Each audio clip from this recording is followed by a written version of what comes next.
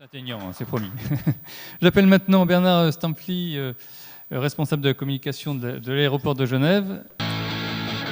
Merci d'être présent avec nous ce soir. Vous le savez, les opposants mettent souvent en avant cet aéroport. Vous devez en être content parce qu'il y a beaucoup de presse autour de l'aéroport de Genève. Vous êtes directeur de la communication, donc c'est formidable.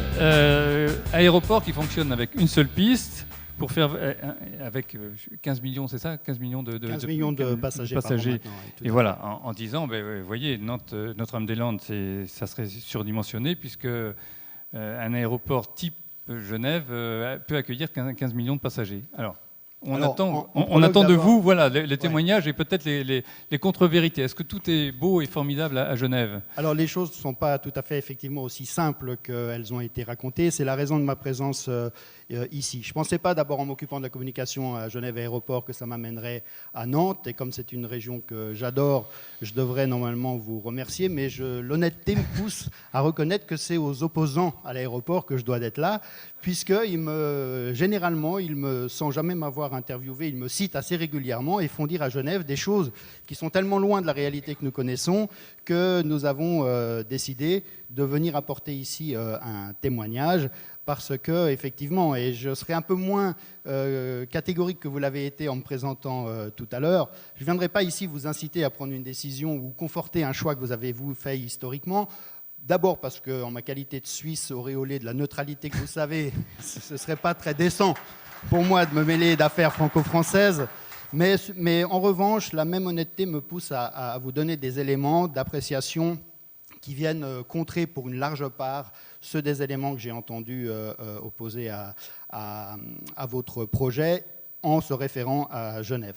D'abord, et là encore une fois, ne le prenez pas comme une arrogance de ma part, mais Genève n'est pas Nantes. Et il ne s'agit pas ici d'opposer une ville à l'autre, mais de comparer ce qui est comparable.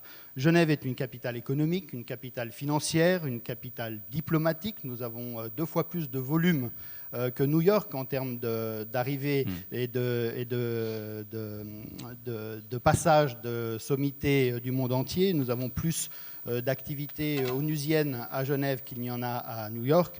Tout ça fait aussi que nous sommes cette place culturelle un peu particulière et que nous sommes par ailleurs bénis un peu des dieux au niveau de notre implantation géographique, puisqu'on est la porte d'entrée des Alpes françaises et suisses, que du coup nous avons un trafic touristique, pour ne parler que de ce segment-là, qui est égal d'un bout à l'autre de l'année. Quand les aéroports français, en général, l'hiver, attendent un petit peu le passager, nous sommes au maximum de l'utilisation de nos infrastructures, et on y reviendra tout à l'heure.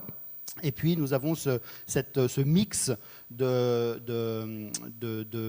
segments de clientèle qui font que nous avons une place toute particulière dans l'échiquier européen, même à l'échelle de la Suisse, qui est un confetti par rapport à la France. Vous verrez ça tout à l'heure sur les slides que je vous propose de commenter. Venez peut-être là pour les voir. Je m'approcherai effectivement pour les voir parce que je ne les vois pas d'ici. Mais voilà, nous avons cette situation toute particulière à Genève Aéroport qui font que la comparaison qui est faite ne tient pas la route. Le seul point commun que nous avons entre Nantes et Genève Aéroport, c'est que notre emprise foncière est de 340 hectares. Alors oui, nous, à Genève Aéroport, nous accueillons 15 millions de passagers sur un aéroport de 340 hectares avec une piste unique. Alors si j'ai bien compris le discours des opposants, et c'est en ça que j'étais très flatté de venir vous voir. En gros, nous, on aurait tout compris, on arriverait à faire ce que vous n'êtes pas foutu de faire. Voilà. Donc j'ai failli venir vous donner une petite leçon en disant on va vous expliquer. Sauf que ce n'est pas comme ça que ça se passe, encore une fois, parce que les situations ne sont absolument pas comparables. Il n'y aurait pas quelque chose que nous ayons réussi, nous, que vous auriez raté. On ne parle pas de la même chose, notre matière première n'est pas la même. Et puis, surtout, les conditions dans lesquelles on exploite notre aéroport. Et je ne veux pas enlever le mérite qu'on a à réussir ce qu'on réussit à Genève Aéroport, parce que c'est vrai que c'est quand même, merci de nous reconnaître ça, c'est une certaine prouesse d'arriver à cette utilisation, cette optimisation de l'existant avec les moyens qu'on a. Ceci dit, ce n'est pas une sinécure non plus. Et je vous ai amené aujourd'hui, je fais l'anti-métier de communication de l'aéroport. Je vais vous vendre ce que l'aéroport de Genève a de plus moche à montrer, parce que j'en profite que mon directeur général n'est pas là. Vous allez voir ce que c'est aussi que de travailler avec des infrastructures qui sont, pour certaines d'entre elles, d'un autre temps. Genève Aéroport a quasiment 100 ans d'existence. On est né avec les débuts de l'aviation, donc on a été une piste en herbe dans un champ de patates très au nord de la ville. Maintenant, ce champ de patates, ça s'appelle Genève, Genève-Nord, ça s'appelle Versoix, ça s'appelle Grand-Saconnet, etc. Ce sont des villes qui nous ont enserrés, qui ont avalé le territoire aéroportuaire. Et aujourd'hui, nous sommes, encore une fois, je ne suis pas là pour vous demander de compatir avec moi. On est un aéroport qui fait sans doute plus envie que pitié. Hein. On dégage des chiffres d'affaires et des bénéfices qui sont que nous envient pas mal de plateformes alentours. Mais c'est vrai qu'on exploite cette plateforme dans des conditions qui sont relativement vous vous dites béni des dieux, mais au niveau foncier, là par contre... Nous, la réserve foncière de Genève Aéroport, elle est connue. C'est 0 mètre carré. Donc on fonctionne, j'avais utilisé cette image tout à l'heure avec les journalistes en face desquels vous m'avez mis, on fonctionne comme les couples qui au début de leur mariage achèteraient une toute petite maison et puis qui font un enfant tous les 2 ans. Et ben, on fait des chambres dans le garage, on aménage les greniers, on ouvre des lucarnes dans le toit et ça, on le fait tant que c'est possible et on le fait avec une certaine science d'optimisation de l'existant, mais ça a ses limites. Et nous, ce que je peux vous dire aujourd'hui avec certitude, sans prendre parti dans le dossier, c'est que nous arrivons à un niveau de saturation qui est connu. On l'aura un jour. On a un plafond de verre qu'on ne dépassera jamais, parce que quoi qu'on soit encore capable de faire, parce que je vais vous le dire, et ça ferait peut-être plaisir aux opposants de l'entendre, on peut aller mieux, on peut faire beaucoup mieux que 15 millions à Genève Aéroport avec l'existant. Sauf qu'un jour, ça s'arrêtera, et que pour faire les quelques millions de plus qu'on arrivera à faire d'ici à 2030, où notre marché ne sera toujours pas à saturation, eh bien, on est obligé. Aussi, il faut avoir l'honnêteté de le dire, d'investir des sommes qui sont bien supérieures à celles qu'on aurait investies si on avait pu construire un nouvel aéroport. Et en fait, le point de départ est ça. Tout Suisse qu'on est, nous sommes un aéroport francophone. Ça nous vaut d'être fédérés au sein d'associations où on se fréquente entre directions des différents aéroports. Et la raison de ma présence ici, elle vient d'une phrase que j'ai eue avec le directeur de Nantes, à qui j'ai dit, mais évidemment, si on avait la possibilité de faire un nouvel aéroport, mais on n'hésiterait pas une seconde. Il m'a dit, ça, faut venir dire ça à Nantes. Ben voilà, c'est fait.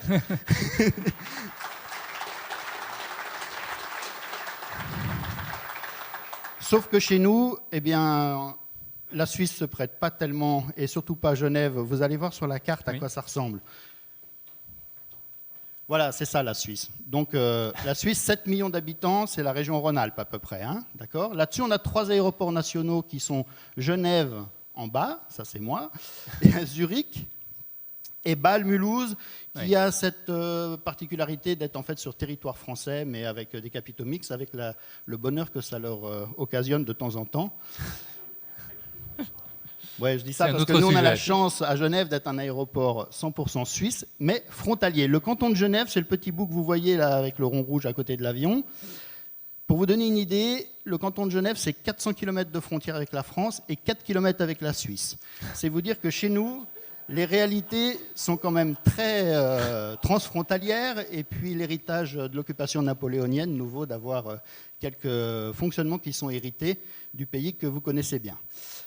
Voilà ce que ça donne, du coup, d'être un aéroport frontalier. Bon, on a une zone de chalandise à cheval sur 3 pays. On a à peu près 75, j'ai réussi à pas dire 70, on a 75% de notre clientèle qui vient des cantons romans, donc autour de Genève, et puis des premiers cantons alémaniques quand ils ne sont pas attirés, aimantés après plus naturellement vers Zurich. Et puis on a une couronne qu'on appelle la France voisine, donc historiquement c'était plutôt la Haute-Savoie et l'Ain. Et aujourd'hui, cette zone de chalandise côté français elle a tendance à aller un petit peu plus loin, puisque autant nous avons 0 mètre carré de réserve foncière et une certaine saturation de notre espace, autant la première plateforme avec laquelle on est en concurrence, et qui s'appelle Lyon, eux, ils ont 900 hectares de réserve foncière, mais ils n'ont pas la même clientèle et ils n'arrivent pas à maintenir les lignes que nous développons. Et notamment, Lyon avait un vol pour New York qu'ils ont dû abandonner. C'est de la clientèle qu'on a rattrapée, nous, à Genève. Et donc, on a des clients qui viennent depuis Lyon et Grenoble jusqu'à Genève aujourd'hui. Et puis, on a, mais de façon un peu plus marginale, une partie de la clientèle qui vient d'Italie parce qu'avec le tunnel du Mont Blanc, finalement, le Piémont, c'est à 1 heure de l'aéroport de Genève, donc on reste leur aéroport naturel. Je vous ai dit qu'on était devenu cet aéroport complètement enclavé, rattrapé par la ville qui s'est développée. L'avantage, c'est qu'on est un aéroport avec 15 millions de passagers, 130 destinations, une cinquantaine de compagnies aériennes à 7 minutes en train du centre-ville. Donc ça, c'est vraiment génial. Les aéroports de cette taille, maintenant, dans des villes européennes, ils sont plus souvent à 40 km du centre-ville. Le revers de la médaille, c'est que quand on a une ville autour, on a aussi ce qui s'appelle des riverains. Et ça nous oblige à avoir une gestion de notre infrastructure qui s'adapte à cela. Notamment, nous avons un couvre-feu, obligation de fermer cet aéroport de minuit à 6 heures du matin. C'est le trafic qui est fermé, l'aéroport reste ouvert, on est capable d'accueillir un vol d'urgence, on est capable d'accueillir un vol sanitaire, un vol diplomatique, un vol militaire s'il le fallait, mais officiellement on est fermé. Les nuisances sonores, ça concerne combien d'habitants à peu près ? On a environ 25 000 personnes qui sont dans les espaces touchés potentiellement par le bruit. Donc on ne nie pas, ça c'est notre stratégie de communication à nous, on n'oublie pas de rappeler qu'un aéroport c'est une plateforme industrielle, ça génère des nuisances, on ne va pas les nier. En revanche, on a une politique environnementale, on a assez dynamique et qui nous vaut aussi parce qu'on a des résultats qui nous permettent d'engager ces sommes-là. On a des programmes d'insonorisation des villas, des appartements dans le périmètre d'exposition au bruit, tant du côté suisse que du côté français. Et on a déjà investi, pour vous donner une idée, 46 millions de francs. Les chiffres que je vais articuler ce soir vont vous faire aussi mesurer la différence d'échelle entre la France et la Suisse. Pas toujours, je précise bien, pas par arrogance pour vous montrer qu'on est un pays riche et prospère, mais parce que dans les faits, voilà, c'est comme ça. Voilà à quoi ressemble cette zone de chalandise. Vous voyez que finalement l'espace suisse n'est pas grand-chose par rapport à toutes les collectivités frontalières qui sont autour de nous. Et puis le périmètre aéroportuaire, je ne sais pas si je l'ai dit, je le répète en tout cas, pour nous, une partie du grillage qui marque le périmètre de l'aéroport de Genève, eh bien, il sert de frontière avec la France. Donc quand on nous parle, chez nous, les opposants à l'aéroport brandissent toujours le spectre de la deuxième piste. On en a. Alors ça ne se passe pas tout à fait pareil en Suisse qu'en France. On aura l'occasion d'en parler tout à l'heure. Il y a des phrases, je crois, qu'on n'entendrait pas. Des appels à la guerre ou à la désobéissance civique dans les termes que ceux qui m'ont été rapportés, je ne crois pas. Mais rassurez-vous, on a nos opposants et puis on a nos procès d'intention qui ne sont pas piqués des verres non plus, si vous me permettez le mauvais jeu de mots. Juste quelques mots pour nous. Juste vous dire que notre particularité tient aussi à notre nature. On est propriété de l'État de Genève, donc du canton de Genève. Ça fait de nous un établissement public autonome, ça c'est depuis 1996. Avant, ceux qui travaillaient à l'aéroport étaient des fonctionnaires, c'est plus le cas maintenant. On fonctionne comme une entreprise publique dans cet univers hyper concurrentiel que vous savez, mais on est aussi les héritiers d'une certaine notion du service public. Et on y tient, on est assez fiers de ça aussi. On exploite au niveau cantonal. En Suisse, il y a 3 échelons, c'est plus simple que le millefeuille à la française. On a la commune, le canton et la confédération.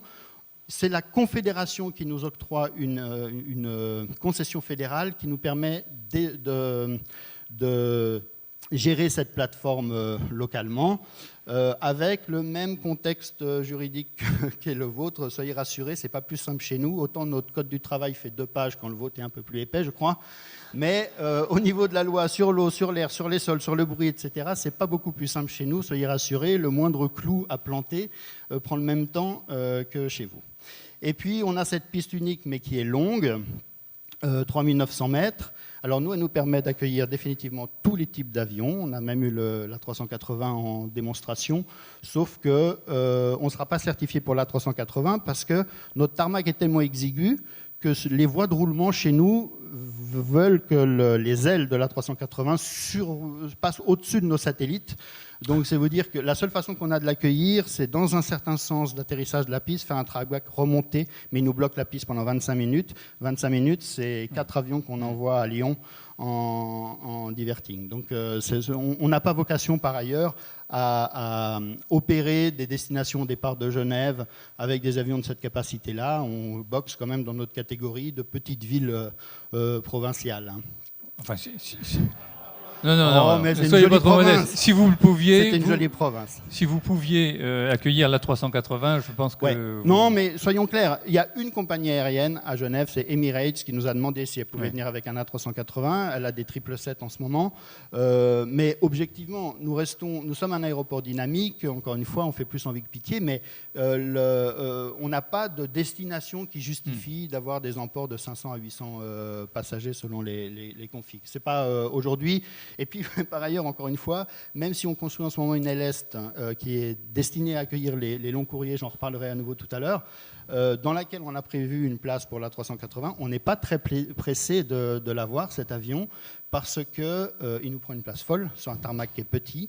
Et puis, nous, le danger de l'A380 ne vient pas tellement des éventuelles compagnies aériennes qui l'exploiteraient, mais de certains de nos clients privés.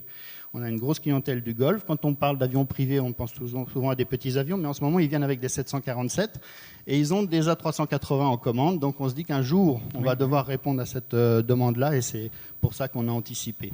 C'est les joies de cette Genève internationale qui mobilise et suscite un attrait très au-delà de l'Europe. Voilà, je ne vais pas vous abrutir de chiffres parce que je ne suis pas là tellement pour parler de Genève Aéroport, mais juste pour vous montrer un petit peu l'échelle des volumes avec lesquels on va jongler ce soir et qui font que, à mon avis, on ne peut pas effectivement comparer ce qu'est la réalité genevoise avec la réalité nantaise. Nous connaissons, et là aussi je pense qu'on fait envie à pas mal de gestionnaires de plateformes, on connaît une croissance qui est insolente. Même en 2009, quand le secteur aérien traversait une des pires crises qu'il ait eu à connaître, on était dans des croissances à 2 chiffres. On a eu cette croissance se tasse un petit peu en ce moment, mais vous voyez qu'on est entre 4 et 5%. Et cette année, on devrait être au-dessus de 3%. Et ce qui veut dire que pour nous, si cette croissance de 3% par an est maintenue jusqu'à l'horizon 2030, et c'est ce qui est prévu par l'étude intraplan qui a été commandée par la Confédération, en 2030, à Genève Aéroport, c'est 25 millions de passagers. Alors, OK. Et là, vous aurez atteint votre plafond de verre? Alors, écoutez, en tout cas, déjà, pour accueillir 25 millions de passagers, il va falloir faire quelques millions, centaines de millions d'investissements. Et puis là, effectivement, on sera dans des sommets qui nous rapprochent carrément du plafond de verre dont je parlais tout à l'heure. Pour la petite anecdote, et pour vous montrer la neutralité avec laquelle je viens ici, j'ai failli retarder mon arrivée parce qu'on a travaillé toute la semaine dernière sur un vaste projet de communication au terme duquel on a annoncé vendredi que l'aéroport de Genève allait rentrer en matière dans la privatisation partielle de l'aéroport de Lyon. Donc ça nous vaudra sans doute d'être opposé à des représentants de compagnies qui sont présents ici ce soir. Mais pour nous, c'est pour vous montrer combien le fait d'avoir dû, parce que nous on n'avait pas le choix, densifier un aéroport sur le petit territoire qu'est le nôtre, cette perspective de la saturation qui est inéluctable nous oblige aujourd'hui à envisager des solutions ailleurs, plus loin, dans des partenariats, etc. Et je crois qu'un gestionnaire raisonnable de plateforme, quand il peut s'épargner cette perspective-là, eh bien, je comprends qu'il puisse être tenté de faire son aéroport ailleurs. Mais je n'ai toujours pas dit que je soutenais votre projet. Voilà. Non, mais continuez à ne pas le dire. Nous sommes spécialisés. Nous sommes spécialisés dans le point à point, c'est ça le cœur de métier de Genève Aéroport. On relie cette ville à des villes dans un périmètre en moyen de 2 heures de vol, ce qui ne nous empêche pas d'avoir quelques belles liaisons intercontinentales avec New York, Washington, Montréal, Toronto, on va à Pékin, etc. Et ça aussi, ça nous oblige parce que nous tenons à ce mix de liaisons. Et pour maintenir l'attractivité de Genève Aéroport pour ces vols long courriers, nous devons faire en ce moment des investissements qui sont colossaux. Voilà un petit peu pour les alliances qui sont représentées chez nous. Vous voyez, on a 52 compagnies en moyenne selon le calendrier été ou hiver. Donc beaucoup que vous connaissez ici déjà. Alors, et un petit peu comme une provocation, plutôt que de dire « il était une fois Genève », c'est comme ça que j'ai titré cette présentation, c'était une idée d'essayer de faire la différence entre l'histoire, la vraie histoire et le mythe qui en est fait manifestement par certaines personnes qui utilisent l'exemple de Genève. Cette présentation, elle aurait pu s'appeler « de l'inconvénient d'être né tôt », parce que voilà d'où on vient, nous, encore une fois, ça a commencé en 1920, Et ça, le bâtiment que vous voyez en haut à droite, c'est le premier qui a été construit à la fin des années 40. Pour comble de malheur, cette aérogare historique a été immortalisée par Hergé dans l'affaire Tournesol, ce qui nous vaut le surnom de Tour Tintin pour ce truc-là. Donc, qui dit Tour Tintin, Hergé, Tournesol, dit potentiellement inscription au patrimoine. Vous voyez ce que je veux dire? Donc, imaginez maintenant le coup de pioche comme il coûte cher. Voilà à quoi on a ressemblé. Et puis, voilà ce que c'est que d'avoir grandi en ville. Quand mes enfants me reprochent de les avoir éduqués à la campagne, je leur dis que voilà, ça aurait pu être pire. Aujourd'hui, c'est ça, l'aéroport de Genève, cette piste que vous voyez, dont vous imaginez la densification urbaine qui est autour. Et si vous zoomez un peu plus, vous voyez que le périmètre aéroportuaire, je n'ai pas de truc lumineux, je crois, pour vous montrer, mais dessine un... Si vous imaginez qu'on redresse ça, cette photo, qu'on ne respecte pas l'orientation magnétique, ça dessine un paquebot, un gros porte-avions. Et l'aéroport de Genève s'appelle le porte-avions dans le jargon genevois. Et voilà, le problème d'un porte-avions, quand il a des dimensions finies, c'est qu'il y a un moment, on ne peut plus mettre d'avion dessus et les autres tombent à l'eau. Les seuls endroits où vous voyez que potentiellement on pourrait développer cet aéroport, c'est la forêt verte, là un peu touffue que vous voyez au nord. Le problème, c'est que ça, c'est la forêt de Ferney. Ferney, c'est la France. Et pour nous, construire en France, ça passe par une déclaration de guerre, ce qui n'est pas hyper courant dans les pratiques helvétiques, compte tenu de notre fameuse neutralité. Pour la petite histoire, les arbres de cette forêt de Ferney, donc de cette forêt française, font partie du plan d'obstacles de la piste. Ils sont dans le périmètre, donc régulièrement, tous les 10 ans, il faut les étêter. Et puis, pour vous sentir un peu moins seul, je pourrais quand même vous dire que la dernière campagne de coupe, on a eu des acrobranchistes qui sont restés 3 mois perchés dans les arbres et qui ont interdit l'accès aux bûcherons. Voilà. On a nos petites joies qu'on partage comme ça. J'espère que ça vous fait chaud au cœur.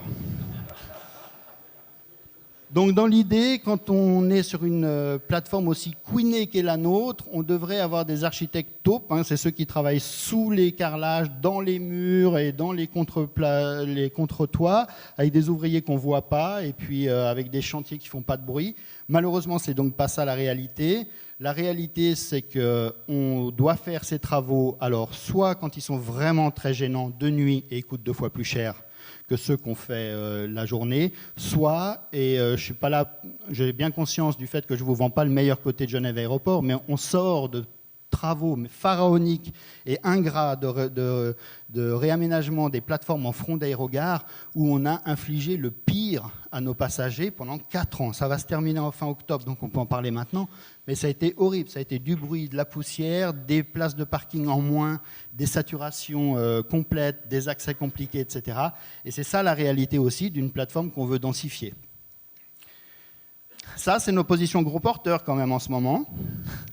Vous voyez que c'est quand même assez sexy. On est en train de refaire le réseau hydrant souterrain qui amène le kérosène au pit sur ces positions-là. Vous avez un investissement annuel moyen de combien? De 100 à 150 millions de francs par an. Donc, ouais, mais alors maintenant, mauvaise nouvelle, c'est qu'il y a une parité quasiment entre le franc et l'euro. Maintenant que la Banque nationale suisse a arrêté de nous soutenir artificiellement face à un euro trop fort, on est à parité. Donc tout ce que je vous annonce en francs suisses, vous pouvez considérer que c'est des euros. 150 millions par an. Donc si vous ramenez ça à l'investissement que vous projetez, ça fait, voilà, nous on l'aura flammé en 2 ans. Voilà. Et puis, ce genre de travaux, c'est le quotidien. Voilà quand même les arrivées à Genève Aéroport en ce moment. Encore une fois, en octobre, c'est fini. Il ne faut pas arrêter de venir à Genève. Mais ça ressemblait à ça quand même pendant 4 ans. Et puis, la réalité, c'est que ce sont des travaux qui sont tous hyper chers. Et déjà que le travail en Suisse est beaucoup plus cher que le travail en France. Quand vous comptez que ce sont des heures nocturnes qui sont quasiment au double des heures diurnes, voilà. Et par ailleurs, comme on doit maintenir l'opérabilité de cette plateforme alors même qu'on fait des travaux, on se retrouve à faire des bâtiments provisoires pendant qu'on casse les anciens et qu'on construit les nouveaux. Donc c'est vraiment à chaque fois en dizaines de millions qu'il faut articuler ça. Notre projet phare à nous, et qui nous vaut aussi les joyeusetés de quelques oppositions, c'est de casser le bâtiment actuel qui accueille les gros porteurs, qui a été construit en 1975 à titre provisoire, et le provisoire a duré jusqu'à aujourd'hui. On va le casser pour le remplacer par un bâtiment de 520 mètres de long. Et nous, on découvre aussi les joies, alors même que nous ne sommes que des gestionnaires d'une plateforme et que notre seule obligation légale, c'est de mettre des infrastructures en face d'une demande. Eh bien, on a des opposants qui nous font des procès sur des thématiques qui n'ont rien à voir avec celles sur lesquelles on a prise et qui sont des thématiques très politiques, très dogmatiques, sur des choix de société, sur la politique des transports, qui à Genève ne se fait pas à l'échelon de l'aéroport, mais à l'échelon de la Vous avez vos décroissants aussi. On a nos décroissants aussi. Bon, c'est des décroissants au beurre parce qu'ils sont bien nourris. Mais là, je vous l'ai amené sur un plateau. Oui, merci, c'est sympa. C'est sympa. Et c'est vrai aussi que je disais tout à l'heure, alors je sors un petit peu de la neutralité que j'avais promis d'être la mienne, mais le discours auquel on doit répondre, nous, en ce moment, à Genève Aéroport, il ressemble un petit peu à ceux qui sont contre la vaccination et qui vous disent que leurs enfants ne sont pas vaccinés et qu'ils ne sont pas malades. Mais oui, mais ils vont dans des écoles où tous les autres sont vaccinés. Et c'est aussi pour ça que c'est facile. Nous, on est dans une région qui a réussi à faire cette densification parce qu'on a un taux de croissance historique qui est le double de celui de toutes les autres villes de Suisse et des villes européennes. Et maintenant, c'est vrai que d'appeler à la décroissance à Genève quand on a connu ce truc-là, mais nous, on a aussi nos experts autoproclamés en face de nous qui viennent de nous fournir une étude qui nous explique qu'on se serait complètement trompé sur les prévisions, que la croissance à Genève va être de 1,04% sur les 25 ans qui viennent. Mais si c'est ça, il faut envoyer nos enfants, nous les petits Suisses, faire leurs études ailleurs. Parce que le pays dans lequel on vit, avec une croissance de 1,04%, c'est une catastrophe économique, ça nous tiers-mondise. Voilà, mais enfin c'est les mêmes qui ont aussi toute proportion gardée. Oui, c'est ça, je pense. Bon, il paraît que tout ce qui est excessif est insignifiant, donc je retire. Les mêmes ont brandi il y a quelques semaines un rapport au terme duquel nous qui croyons être responsables de 3% de l'émission de CO2 dans le canton, on est tout à coup responsable de 30% de l'émission de CO2. Et on a eu quand même accès à la méthode de calcul. Ils ont calculé le nombre de milliers de litres de kérosène vendus à Genève chaque année. Ils ont transformé ça en tonnes de CO2. Et donc on sait maintenant que les avions brûlent tout leur kérosène au-dessus de Genève avant d'aller en vol plané jusqu'à la destination. L'Est dont je vous ai parlé, qu'on est en train de construire, pour vous dire combien les mètres carrés sont cruciaux chez nous. Pour pouvoir construire cet LS, on a été obligé d'enterrer une route d'accès, la recouvrir, et c'est sur cette route d'accès qu'on va édifier la future LS. 30-40 mètres d'enterrement de la route d'accès à l'aéroport, 40 millions de francs. Bon, il y a des heureux, c'est Vinci qui a eu le marché. Mais voilà, c'est pour vous dire que c'est ça aussi. Avoir un aéroport d'ancienne génération et le faire rentrer dans le siècle, dans le millénaire. J'allais vous dire un aéroport ad hoc, mais c'était oui, votre tour Tintin, c'est pour ça. Merci, j'apprécie. Voilà. Et par ailleurs, ces travaux, ils ne sont pas seulement coûteux, ils sont aussi très lents et voilà, avec des situations qui sont celles-là. Alors rassurez-vous, encore une fois, je vous ai montré le pire pour appuyer sur la difficulté qui est celle des gestionnaires d'une plateforme comme la nôtre. Il y a plein de choses qu'on a bien réussi et qui font que cet aéroport il reste séduisant. Sinon, on n'aurait pas les résultats qu'on a aussi. Mais c'est ça aussi sur quoi je voulais appuyer en venant vous voir, c'est que Genève, parce que c'est Genève, a cette attractivité vis-à-vis des compagnies aériennes, qui n'est pas forcément celle que peut avoir un aéroport situé ailleurs, plus loin, et avec d'autres atouts par ailleurs, et qui rendent quelquefois un peu utopistes les discours qui vous sont opposés. Voilà, j'ai déjà parlé de ça. Nous comptons avec une croissance encore de 3% par an jusqu'en 2030. On devrait arriver à 25 millions de passagers, mais nous aurons atteint notre seuil de saturation, qui sera sans doute pas le vôtre si vous avez un nouvel aéroport. Voilà ce que je voulais vous dire. Merci, je crois qu'on peut vraiment remercier Monsieur Stampfli.